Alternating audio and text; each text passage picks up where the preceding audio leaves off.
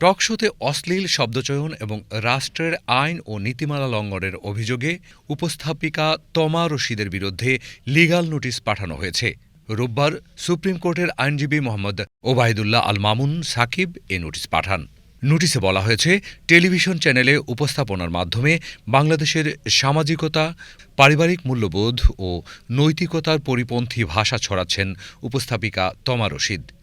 এই উপস্থাপিকা বিভিন্ন সময়ে বিভিন্ন ব্যক্তিকে যে শব্দচয়ের মাধ্যমে যে অশ্লীলতা, কুরুচিপূর্ণ সামাজিকতা এবং পরিবার এবং নৈতিক মূল্যবোধের অবক্ষয় সৃষ্টিকারী শব্দগুলো মাধ্যমে অনুষ্ঠান পরিচালনা করে, যেটি আমাদের জন্য বাংলাদেশের একটি আবহমান প্রকৃতির আবহমান কাল থেকে যে বাংলাদেশের যে সামাজিকতা রয়েছে সেটি লঙ্ঘন হচ্ছে। এটা বন্ধ করার জন্য আমি একজন বাংলাদেশ সুপ্রিম কোর্টের আইনজীবী হিসেবে, একজন জাতির বিবেক হিসেবে আমি আমার আজকের এই নোটিশ প্রদান করেছি, যাতে তিনি কোনো অবস্থাতে আর এই ধরনের অশ্লীল শব্দচয়ের মাধ্যমে অনুষ্ঠান পরিচালনা করতে না পারেন।